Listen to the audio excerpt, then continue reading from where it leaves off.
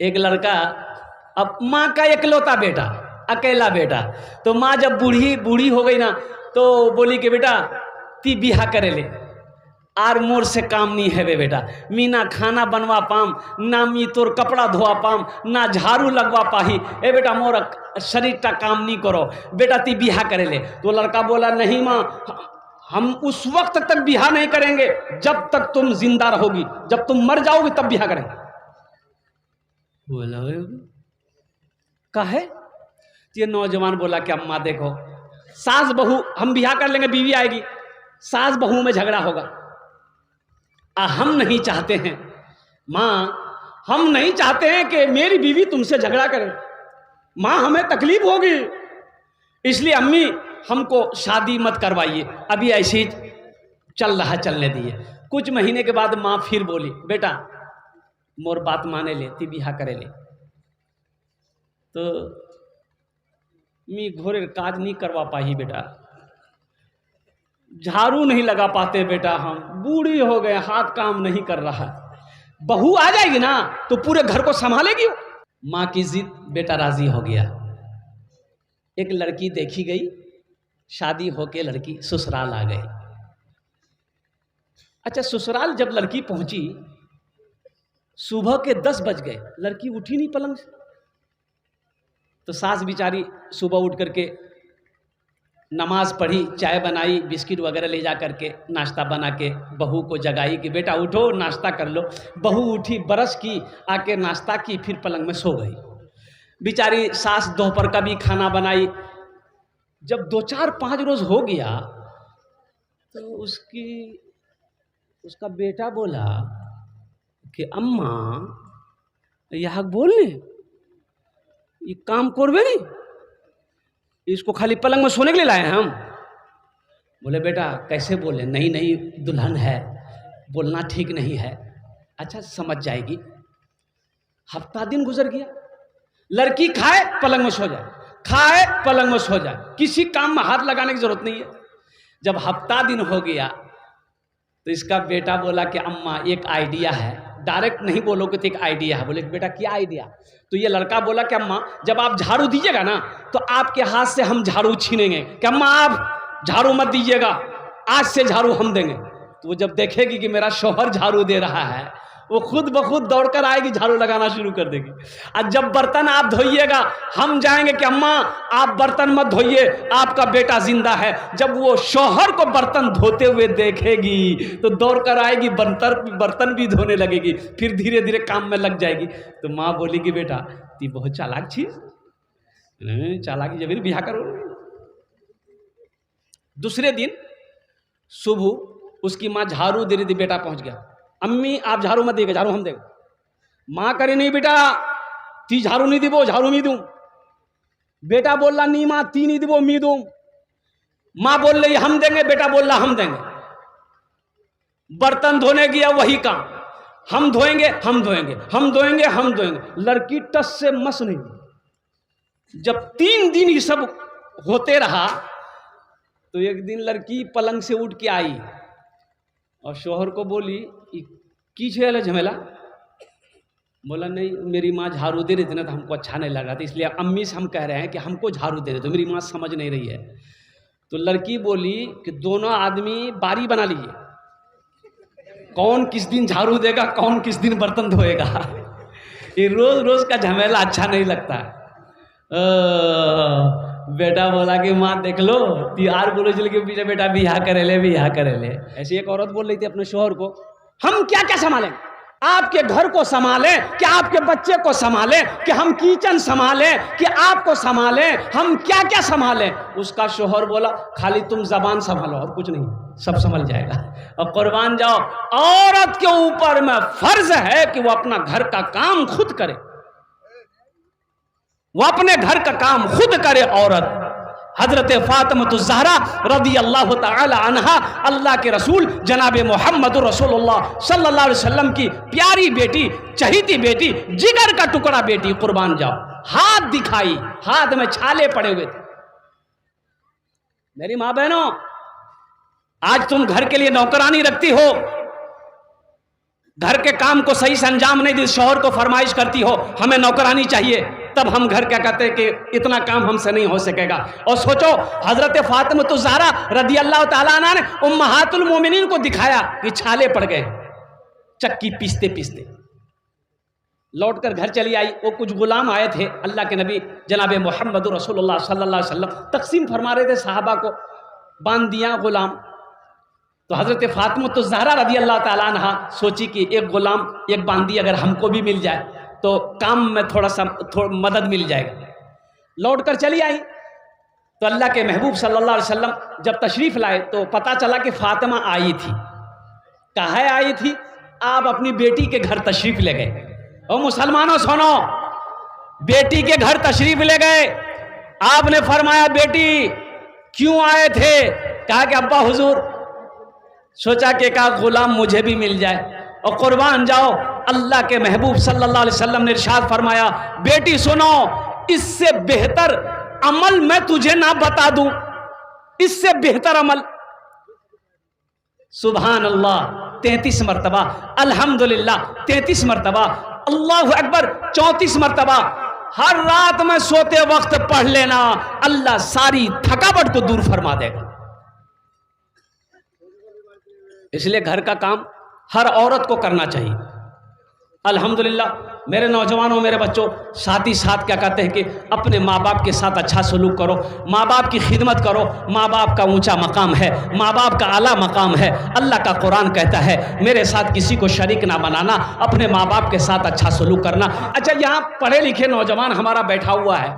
मेरे बच्चों, तुमने मैट्रिक किया, तुम मैट्रिक किए हो, 12 किया तुमने, इंटर किया तुमने, MA किया, BA किया, PhD किए, जो भी किए हो जरा मुझे बता दो, कोई सब्जेक्ट ऐसा आया हो जिसमें लिखा गया हो, पढ़ाया गया हो कि माँ का ये मकाम है, बाप का ये मकाम है?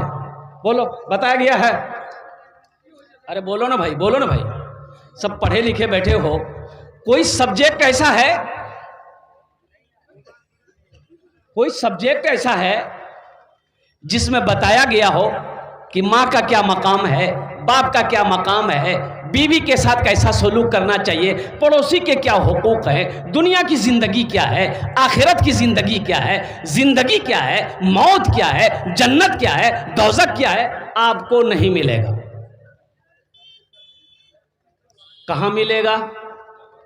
आओ अल्लाह के लारैब किताब को उठाओ, कुरान पाक को उठाओ, कुरान पाक को पढ़ो, कुरान पाक की तिलावत करो। अल्लाह कहता है वक़दा रब्बुका अल्ला ताबुदू इल्ला इय्याहु व बिल वालिदैनि इहसाना इम्मा यबलुगन्ना इंदकल किबरा अहदुहुमा औ किलाहुमा फला तकुल लहुमा उफ़्फ़िन वला तनहरहुमा वक़ुल लहुमा क़ौलन करीमा वख़्फ़िज़ लहुमा जनाह ज़ुल्ली मिनर रहमति वक़ुल रब्बिरहमहुमा कमा रब्बयानी सगीरा। ये कौन कहता है? अरे बोलो, जोर से बोलो। ओ मेरा रब कहता है। किसके बारे में? किसके बारे में कह रहा है? माँ बाप के बारे में अल्लाह कह रहा है। माँ बाप के बारे में अल्लाह क्या कह रहा है? माँ बाप के बारे में अल्लाह कह रहा है कि मेरे साथ, लोगों सुनो, मेरे साथ किसी को शरीक ना बनाना। अल्लाह कहता है मेरे साथ किसी को शरीक ना करना, बस मेरे साथ किसी को शरीक ना बनाना। दूसरा काम, अपने माँ बाप के साथ अच्छा सलूक करना। और सुनो आगे अल्लाह कितना प्यार से कह रहा है, कुर्बान जाओ। अल्लाह आगे प्यार से कह रहा है कि सुनो सुनो, माँ बाप के साथ अच्छा सलूक करना। और जब ये दोनों में से कोई बुढ़ापे को पहुंच जाए, इन्हें उफ तक ना कहना, झिड़कना नहीं, झिड़कना नहीं। अरे बेअदबी करना तो बहुत बड़ा गुनाह है, नाफरमानी करना तो बहुत बड़ा गुनाह है। उफ तक कहने के लिए अल्लाह ने मना किया, उफ तक ना कहना, इसे झिड़कना नहीं, इनके लिए दुआ करना, रब्बिरहमहुमा कमा रब्बयानी सगीरा। या अल्लाह मेरे माँ बाप के ऊपर में रहम फरमा, जिस तरीके से इन्होंने मुझे बचपन में पाला पोसा बड़ा किया। यह कुरान में मिलेगा। और अल्लाह के नबी जनाब मुहम्मदुर रसूलुल्लाह सल्लल्लाहु तआला अलैहि वसल्लम की हदीस पढ़ो तो अल्लाह के रसूल इरशाद फरमाते हैं कि माँ के कदमों के नीचे जन्नत है। जन्नत कहाँ है? अरे जोर से बोलो भाई। माँ के कदमों के नीचे जन्नत है। बाप जन्नत के दरवाज़ों में से एक दरवाज़ा है। मेरे बच्चों, नौजवानों, इंशाअल्लाह माँ बाप की खिदमत करोगे, हाथ उठाओ इंशाअल्लाह। आए अगर माँ ना होती, अगर माँ ना होती, ज़मीं पर ना आता, जो आंचल ना होता कहाँ सर छुपाता। अगर माँ ना होती तो दुनिया में ना आता, जो आंचल ना होता कहाँ सर छुपाता। अगर माँ ना होती ज़मीं पर ना आता, जो आंचल ना होता कहाँ सर छुपाता। मेरा लाल कहकर बुलाती है मुझको, खुद भूखी रहकर खिलाती है मुझको। मेरा लाल कहकर बुलाती है मुझको, खुद भूखी रहकर खिलाती है मुझको। इसलिए मेरे बच्चों, मेरे नौजवानों, हम मना नहीं करते हैं, दुनियावी तालीम हासिल करो, अल्हम्दुलिल्लाह, अच्छी बात। अंग्रेजी पढ़ो, संस्कृत पढ़ो, हिंदी पढ़ो, पंजाबी पढ़ो, मराठा पढ़ो, उड़िया पढ़ो, बंगला पढ़ो, दुनिया का हर भाषा पढ़ो, लेकिन साथ ही साथ अल्लाह का कुरान भी पढ़ो। एक अल्लाह का कुरान भी तो पढ़ो ना। तुमने अल्लाह के कुरान को छोड़ दिया, बच्चे को आपने पूर्णिया क्रिश्चियन स्कूल में आपने एडमिशन करवा दिया, कुरान नहीं पढ़ाया। वो बच्चा जब पूर्णिया से पढ़कर फारिग हुआ, उसको दिल्ली भेजे, दिल्ली में जाकर पढ़ा, और कुर्बान जाओ, वो बच्चे को आपने इतना अंग्रेजी पढ़ाया, इतना अंग्रेजी पढ़ाया कि वो बच्चा अंग्रेज को अंग्रेजी पढ़ाने लग गया। अब बाप मर गया तो जनाजे की नमाज नहीं पढ़ा सका। इसलिए मुसलमानों, अपने बच्चे को कुरान पढ़ाओ, अपने बच्चे को नमाजी बनाओ। अल्लाह अकबर कबीरा। इसलिए कि मौत होगी हशर के मैदान में, आपसे अपने घर वालों के बारे में पूछा जाएगा। या अय्युहल्लज़ीना आमनू कू अनफुसकुम व अहलीकुम नारा वक़ूदुहा अन्नास वल हिजारा। पूछा जाएगा, तुम भी बचो, बीवी को भी बचाओ, अहलो अयाल को बचाओ उस आग से जिस आग का ईंधन इंसान और पत्थर होगा। इसलिए मुसलमानों, अपने बच्चे को नबी की सीरत पढ़ाओ, नबी की हदीस पढ़ाओ, अल्लाह का कुरान पढ़ाओ, ताकि वो कुरान का कारी बने, हाफिज कुरान बने, आलिम दीन बने, फिर डॉक्टर बने, इंजीनियर बने, प्रोफेसर बने, ताकि वो समझे कि माँ का मकाम क्या है, बाप का मकाम क्या है। इंशाअल्लाह अमल करेंगे, इंशाअल्लाह।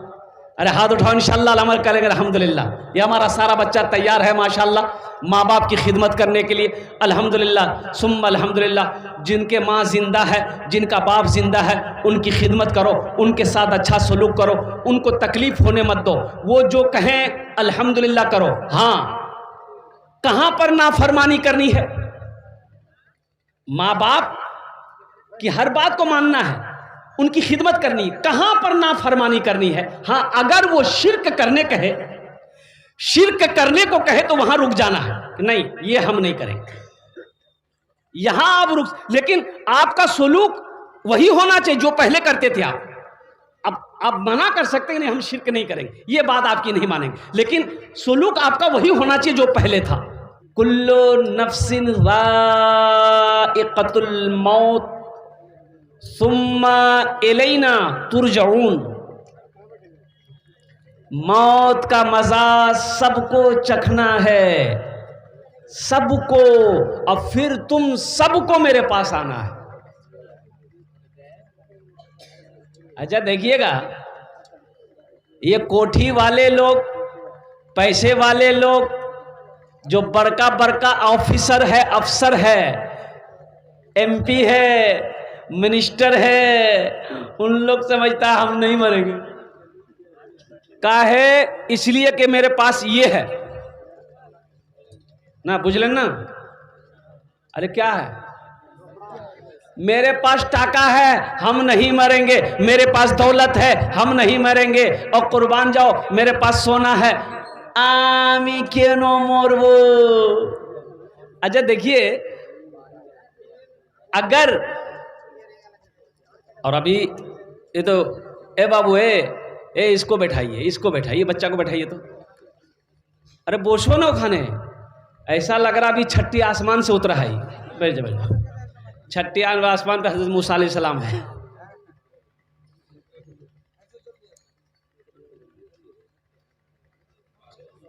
आपका काम नहीं हो रहा है, आप पूर्णिया दौड़ रहे हैं, ऑफिस में काम नहीं हो रहा है, ऑफिसर नहीं सुन रहा है, बस हाथ डालिए पॉकेट में, काम हो गया। होता है कि नहीं होता? बोलो, अरे बोलो भाई, होता है कि नहीं होता है? अच्छा, अल्लाह के फरिश्ते अगर कुछ लेके जान छोड़ देता तो बाप, पैसा वाला कभी नहीं मरता। जब भी उसकी बारी आती, गरीब को बोलता तीजा रे तीजा, याक नहीं जा, मैं नहीं जाऊं। लेकिन कुर्बान जाओ, मेरा अल्लाह का कानून है, कानून है जो इस दुनिया में आया है उसे जाना होगा। फकीर हो, बादशाह हो, पहलवान हो, कमजोर हो, जवान हो, बूढ़ा हो, बच्चा हो, जो भी आया है उसे जाना होगा। जाना होगा ना? अरे जाएंगे, कितने लोग जाएंगे? अच्छा, मौत की बात है, कोई हाथ नहीं उठा रहा है। भाई जाना है, वक्त मुतय्यन है, वक्त मुतय्यन है, वक्त मुकर्रर है। कब जाना है ये अल्लाह जानता है, कब किसको बुलाना है ये अल्लाह का मालूम है। ना हम बता सकते हैं, ना आप बता सकते हैं, कोई नहीं बता सकता कब कौन मरेगा। अल्लाह जिस वक्त उसकी रोज़ी पूरी हो जाएगी, जिस वक्त उसका मौत का वक्त आ जाएगा, अल्लाह ठीक उसको बुला लेगा। ना उस वक्त कोई डॉक्टर किसी को बचा सकता है, ना दवाई काम बचा सकती है। कुर्बान जाओ, हिंदुस्तान में नहीं, अमेरिका चले जाओ, कसम खुदा की, अमेरिका का 1 दर्जन डॉक्टर को खड़ा कर दो, अगर मौत का वक्त है तो अमेरिका का डॉक्टर भी आपको नहीं बचा सकता। बचाएगा? अरे बोलो ना भाई, बचाएगा? अगर अमेरिका का डॉक्टर बचा लेता तो अमेरिका में आदमी नहीं मरता। ये अल्लाह का कानून है, दुनिया की रीत है, जो आया है उसे जाना पड़ेगा। एक बात याद रखिएगा, दुनिया में आने की तरतीब है, दुनिया में आने की तरतीब है, डिसिप्लिन है, जाने की कोई तरतीब नहीं है। दुनिया में आने की, अच्छा अपनारा बुझते पाच्छेन तो, आमी बोलছি तो अपनारा बुझते पाच्छेन तो?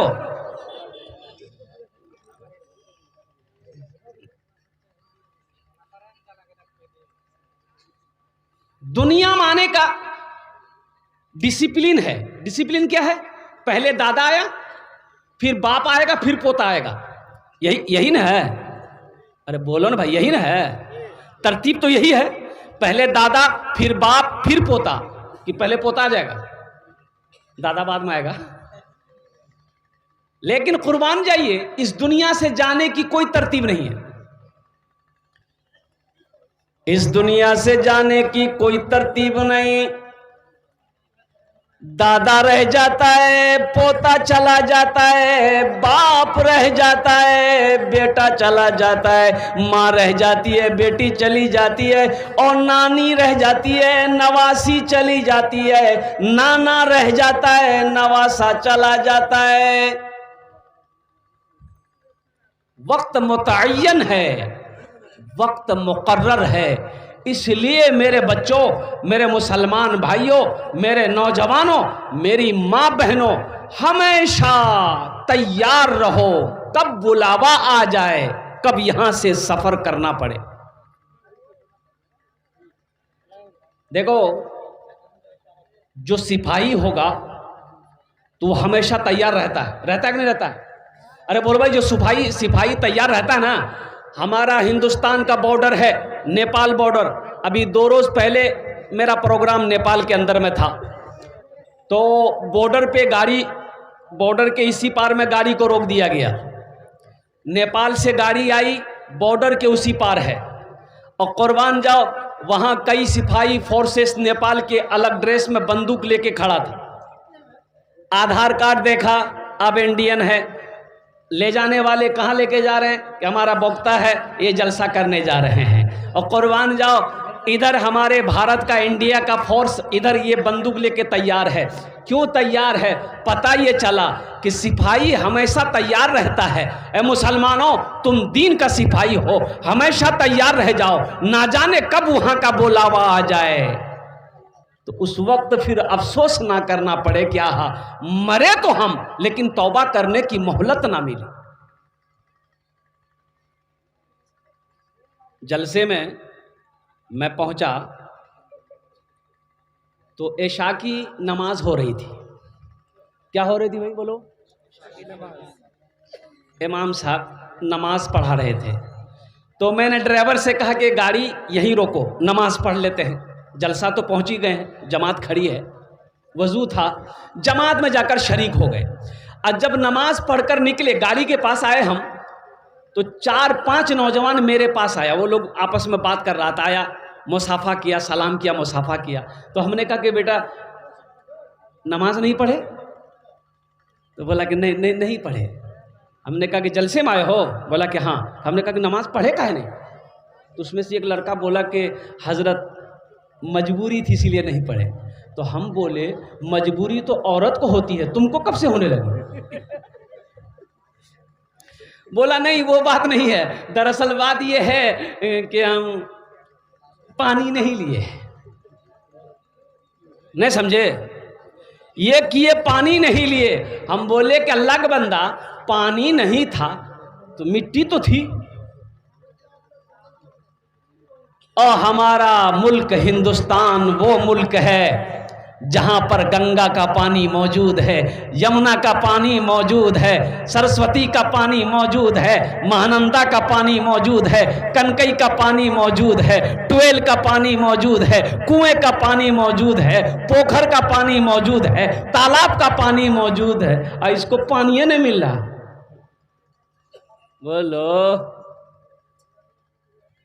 बोलो, तुम पाक भी नहीं रह सकते, तुम्हें पानी नहीं मिल रहा। और बताइए, कुर्बान जाइए, उस कौम का क्या होगा जिस कौम के नौजवानों को पेशाब करने का ढंग तक मालूम नहीं, पेशाब कैसे करना है।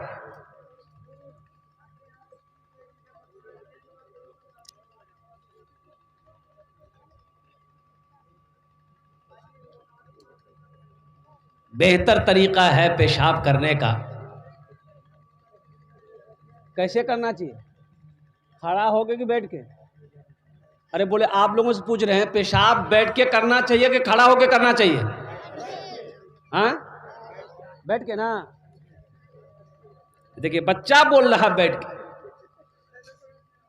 ये बच्चा को पता है बैठ के पेशाब करना चाहिए। अच्छा, साइंस भी इस बात पर मजबूर हो गई है रिसर्च करके कि खड़े होकर पेशाब नहीं करना चाहिए।